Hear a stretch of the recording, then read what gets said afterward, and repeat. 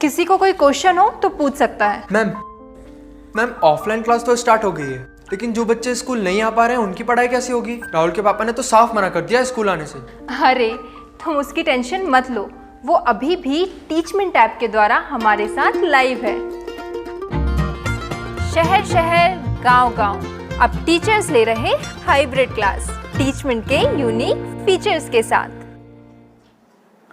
देखो हमारी ओर, पहचानो हमें, हम वही हैं जो बाण भेद कर धरती से धारा निकाल दिया करते थे, एक उंगली पर गोवर्धन उठा लिया करते थे। हम ही थे वो दिलेर जो चक्रव्यूह में वापस लौटने की विद्या सीखे बगैर गए, और वो भी हम ही थे जिनके फेंके हुए पत्थर पानी में तैर गए। हम मारना भी जानते हैं और बचाना भी।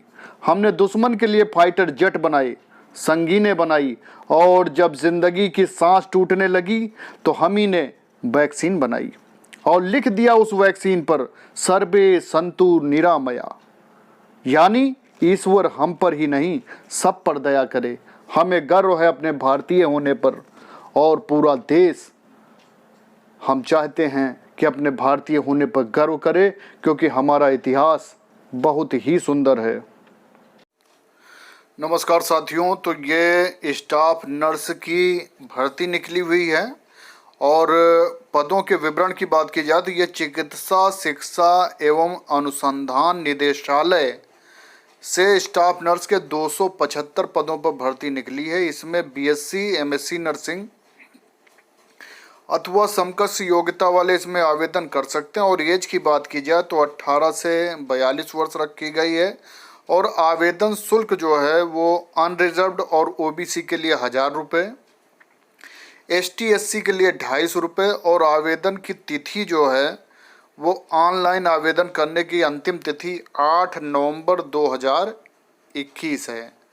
और जो आवेदन की प्रक्रिया रहेगी तो उसमें आवेदक चिकित्सा शिक्षा एवं अनुसंधान निदेशालय हरियाणा के आधिकारिक वेबसाइट पर जाकर नोटिस को पढ़ें और आवेदन करें। और इसकी वेबसाइट है dmer.haryana.gov.in। इस साइट पर जब आप जाएंगे तो अप्लाई करें और पूरी जानकारी मिलेगी। और नौकरी करने के जो स्थान है ये गुरुग्राम सहित हरियाणा के जो ज़िले हैं उनमें आपको कार्य करने का मौका मिलेगा। तो गुरुग्राम सहित सभी ज़िलों में नर्स की बम्पर भर्तियां निकली हुई हैं। और कैसे आवेदन करना है ये मैंने पूरी बात आपको कम शब्दों में बता दी है। 275 पद हैं और बीएससी एमएससी नर्सिंग और समकक्ष वाले जिन्होंने नर्सिंग की डिग्री डिप्लोमा कर रखा वो लोग इसमें अप्लाई कर सकते हैं। बाकी पूरी जानकारी आपको इसकी वेबसाइट पर मिलेगी जो मैंने आपको बता दिया है। तो साथियों, जैसे कि एक बहुत बड़ा प्रश्न हमेशा उठाया जाता है कि क्या यूपी एनएचएम पर जो संविदा के आधार पर भर्ती की जाएगी एएनएम की 5000, तो उनको क्या भविष्य में परमानेंट किया जा सकता है? तो उसके बारे में विस्तार से हम आपको बताते हैं। लिखा है कि उत्तर प्रदेश में स्वास्थ्य सुविधाओं को और अधिक सुदृढ़ बनाने के उद्देश्य से राज्य सरकार की अनुशंसा पर national health mission Uttar Pradesh की ओर से हाल ही में UP general nursing and midwifery ANM के 5000 पदों पर भर्तियां आयोजित की गई थी। इन पदों के लिए केवल महिला अभ्यर्थियों को आमंत्रित किया गया था। 15 सितंबर से लेकर 30 सितंबर तक यूपी एएनएम के पदों के लिए आवेदन प्रक्रिया जारी रखी गई थी।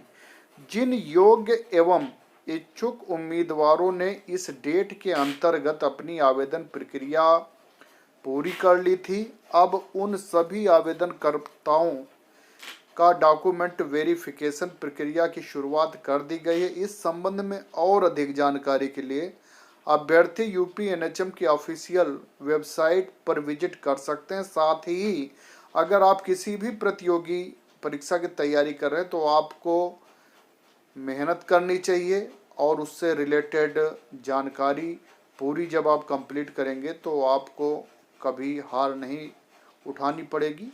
तो डॉक्यूमेंट वेरिफिकेशन की जो अंतिम तिथि है वो 5 अक्टूबर से 12 अक्टूबर के लिए प्रक्रिया जो है निर्धारित की गई थी और बाद में उसे आगे बढ़ा दिया गया और उम्मीदवारों के दस्तावेजों का वेरिफिकेशन जो है 18 अक्टूबर तक के लिए समय दिया गया। संविदा कर्मियों को भविष्य में क्या परमानेंट किया जा सकता है, तो इसमें यूपी एनएचएम पर होने वाली भर्ती अभी संविदा के आधार पर ही पूरी कराई जा रही है। इस पदों पर काम करने वाले अभ्यर्थियों को प्रतिमाह करीब 12,000 रुपये मासिक वेतन दिया जाएगा। हालांकि संविदा के आधार पर चयनित किए जाने वाले उम्मीदवारों को अभी अस्थायी कर्मचारी नहीं माना जाएगा, लेकिन भविष्य में सरकार द्वारा इस विषय पर कोई विचार किया जा सकता है, जिसके पश्चात विभाग इस संबंध में कोई निर्णय ले भी सकता है। तो देखिए, उम्मीद इसलिए है क्योंकि इलेक्शन का समय चल रहा है और सरकार सबको खुश करने का प्रयास करेगा, और यदि आप विभाग में हैं तो उम्मीद जताई जा सकती है कि हो सकता है आपको इसका लाभ मिले। बाकी जो भी इससे जानकारी अपडेट मिलेगी हम आपको प्रोवाइड कराते रहेंगे। तो नमस्कार साथियों, ये 18 अक्टूबर 2021 को मिशन निदेशक राष्ट्रीय स्वास्थ्य मिशन उत्तर प्रदेश की तरफ से पत्र जारी हुआ समस्त जिलाधिकारी, अध्यक्ष जिला स्वास्थ्य समिति, समस्त मुख्य चिकित्सा अधिकारी, संयोजक जिला स्वास्थ्य समिति उत्तर प्रदेश के लिए। और इसका विषय है कि राष्ट्रीय स्वास्थ्य मिशन उत्तर प्रदेश के अंतर्गत संचालित कार्यक्रमों में कार्यरत समस्त संविदा कर्मियों के माह अक्टूबर 2021 का मानदेय निर्गत किए जाने के संबंध में पत्र जारी हुआ। तो पूरे पत्र में क्या लिखा गया है कि महोदय, राष्ट्रीय स्वास्थ्य मिशन उत्तर प्रदेश के अंतर्गत संचालित कार्यक्रमों में कार्यरत समस्त संविदा कर्मियों के माह अक्टूबर 2021 का मानदेय भुगतान माह नवंबर 2021 के प्रथम सप्ताह में दीपावली पर होने के दृष्टिगत उपस्थित सारणी दिनांक 25/10/2021 तक की उपस्थिति के साथ दिनांक 31/10/2021 तक भुगतान करना सुनिश्चित करें। उक्त के क्रम में माह अक्टूबर 21 के दिनांक 26/10/2021 से 31/10/2021 तक उपस्थिति में यदि कोई अधिकारी कर्मचारी किसी प्रकार का अवकाश लेता है तो उक्त का समायोजन करके माह नवंबर 2021 के मानदेय का भुगतान किया जाएगा।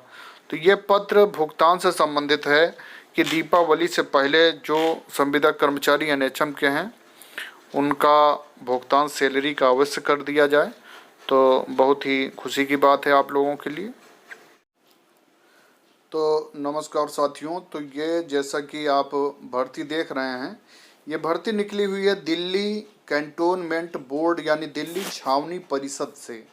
Delhi cantonment board vacancy 2021 Delhi छावनी बोर्ड ने स्पेशलिस्ट एंड सीनियर रेजिडेंट पदों के लिए भर्ती प्रकाशित की है। इच्छुक उम्मीदवारों से अनुरोध है कि इस सरकारी रोजगार में आवेदन करने से पहले सारी जानकारियां लें और उसके बाद ही अपनी योग्यता के अनुसार आवेदन करें। दिल्ली छावनी board vacancy 2021 recruitment detail complete Delhi छावनी बोर्ड जॉब 2021। तो इसके में जो ज़रूरी जानकारियां हैं वो मैं आपको दे रहा हूं कि इसमें जो पदों के नाम और संख्या हैं, रिक्त पदों की संख्या 17 है, जिसमें स्टाफ नर्स के 5, असिस्टेंट फार्मासिस्ट का 1, टेक्नीशियन का 1 और वाइस प्रिंसिपल कम प्रोफेसर का 1, असिस्टेंट प्रोफेसर का 1, लेक्चरर का 1, असिस्टेंट लेक्चरर के 2, रेजिडेंट फार्मासिस्ट के 3, रेजिडेंट स्टाफ नर्स के 5, रेजिडेंट एंडोस्कोपी टेक्नीशियन का 1, रेजिडेंट टेक्नीशियन बायोकेमिस्ट्री का 1। और जो ये नौकरी प्रकाशित होने की डेट है ये 19/10/2021 और लास्ट डेट इसकी जो है अंतिम तिथि है 28/10/2021। एज लिमिट की बात की जाए तो उम्मीदवार अधिकतम 45 वर्ष तक का होना चाहिए और आयु में छूट और अन्य जानकारियां आपको नोटिफिकेशन में मिलेंगी।